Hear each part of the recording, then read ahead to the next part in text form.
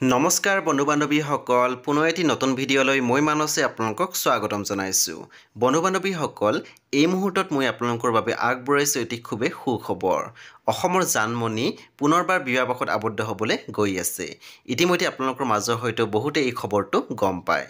বন্ধু বান্ধৱীসকল মোৰ ভিডিঅ'টো আপোনালোকে শেষলৈ চাব, লগতে মোৰ চেনেলটো ছাবস্ক্ৰাইব কৰি কাষত থকা বেল আইকন টিপি দিবলৈও নাপাহৰিব। এয়া বৰ্তমান স্ক্ৰীনত দেখিবলৈ পাইছে অসমৰ জনপ্ৰিয় অভিনেত্ৰী সামন্তিকা শৰ্মাক। সামন্তিকা শৰ্মা বিবাহপাশত আবদ্ধ হ'বলৈ গৈ আছে। বৰ্তমান দেখিবলৈ পাইছে অভিনেত্ৰীগৰাকীৰ মেহেন্দী চেৰিমনী হৈ গৈছে। আপোনালোকে স্ক্ৰীনত দেখিবলৈ পাইছে সামন্তিকা শৰ্মাৰ মেহেন্দী চেৰিমনী হৈ গৈছে। বিবাহপাশত আবদ্ধ হ'বলৈ গৈ আছে জনপ্ৰিয় অভিনেত্ৰী সামন্তিকা শৰ্মা। মোৰ চেনেলৰ ফালৰ পৰা অভিনেত্ৰীগৰাকীলৈ বহুত বহুত শুভকামনা জ্ঞাপন কৰিছোঁ। বন্ধু বান্ধৱীসকল আপোনালোকে মোৰ চেনেলটো ছাবস্ক্ৰাইব কৰিব, কাৰণ ছাবস্ক্ৰাইব কৰিলেহে সামন্তিকা শৰ্মাৰ বিবাহৰ পৰৱৰ্তী আপডেটসমূহ পাই থাকিব। সেয়ে আপোনালোকে চেনেলটো ছাবস্ক্ৰাইব কৰি কাষত থকা বেল আইকন টিপি দিবলৈ নাপাহৰিব। বাৰু মেহেন্দী চেৰিমনীত অভিনেত্ৰীগৰাকীৰ লুকছটো আপোনালোকৰ কেনেকুৱা লাগিছে মোৰ কমেণ্ট ছেকশ্যন লিখিবলৈ নাপাহৰিব।